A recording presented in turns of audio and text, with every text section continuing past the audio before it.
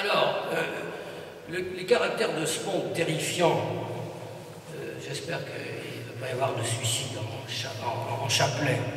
Je ne devrais pas employer le terme de suicide ni de chapelet ici.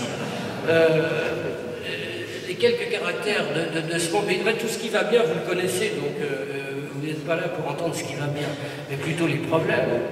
Les quelques caractères de ce monde étant posés, je vais, dans un deuxième temps, essayer de vous dire, alors, à mon avis, dans ce monde-là, je n'ai pas plus de solutions pour le pacifier que les autres, rassurez-vous, qu'est-ce qu'il vaut mieux regarder?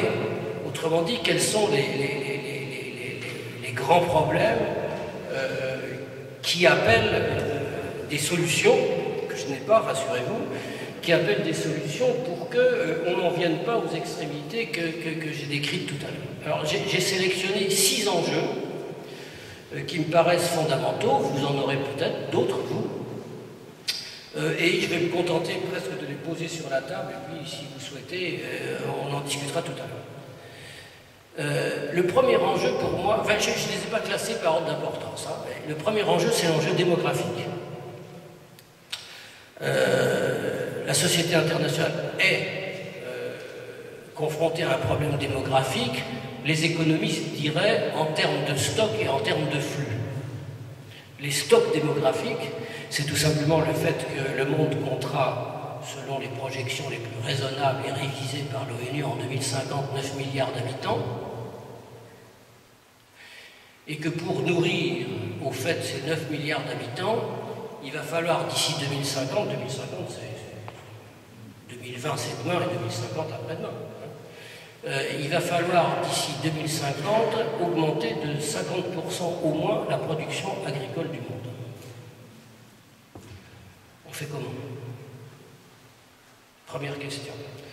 Deuxième question, ces stocks, ils sont inégalement répartis, hein, je n'ai pas besoin de vous le décrire, ils bougent aussi, ils sont inégalement répartis, donc ça veut dire que par exemple, l'Afrique, par exemple, l'Afrique subsaharienne est un espace qui n'a pas achevé, comme disent les démographes, sa transition démographique, c'est-à-dire qu'il y a toujours une natalité extrêmement haute, en même temps qu'on a baissé la mortalité pour des raisons sanitaires, ce qui fait un boom, une accumulation démographique absolument remarquable. Ça se calmera dans l'avenir, mais ce n'est pas encore calmé, si je puis dire. Donc il y a des lieux de concentration de cette démographie, mais cette démographie, elle ne se met pas n'importe où. On sait, je vais très vite là-dessus, on sait qu'elle littoralise les pays et qu'elle les urbanise. Les urbanistes pour une raison très simple, qui est que les campagnes n'arrivent pas à nourrir les populations excédentaires et que donc ces populations croient que dans les villes on arrive, les systèmes sociaux sont meilleurs, etc. Et la question de la littoralisation sur le continent africain en particulier, et la question de l'urbanisation est une des questions absolument majeures de la gestion des sociétés dans l'avenir. Pour des raisons sanitaires, pour des raisons de criminalité, pour des raisons de survie des populations, etc. Le deuxième problème des stocks, si je puis dire, c'est que les stocks vieillissent. Contrairement à ce que les naïfs croient, le grand problème de la population mondiale dans les 50 ans à venir, ce n'est pas un problème de jeunisme, c'est un problème de vieillissement. C'est un problème de vieillissement à cause de nous, mais nous, on n'est pas très d'abord, on n'est pas très vieux, et puis deuxièmement, on n'est pas très nombreux. Hein, mais pensez aux Chinois. La société chinoise est une société à cause de l'enfant unique depuis les années 60. La société chinoise est une société qui va être vieille avant d'être riche. Et va devoir gérer des centaines de millions de vieux, évidemment sans système social. Ne parlons pas de système des retraites, etc. Le problème du vieillissement est vraisemblablement dans les décennies à venir, parce que c'est quand même pas des détails. La Chine, plus le Japon, plus l'Europe, c'est quand même pas... plus l'Europe, lato sensu, au sens large du terme, parce que vous mettez la Russie dedans, bien entendu. Hein. C'est quand même pas rien en termes de poids démographique. Au-delà de ça, au-delà du problème des stocks, vous avez le problème des flux.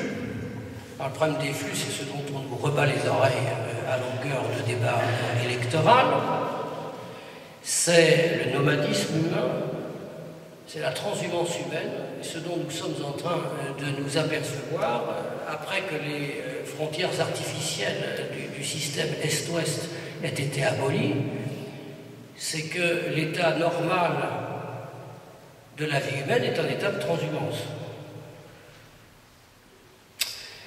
Et quand tout à l'heure je disais que les migrations humaines ne posaient pas seulement des problèmes aux pays développés, elles posent d'abord des problèmes aux pays du Sud.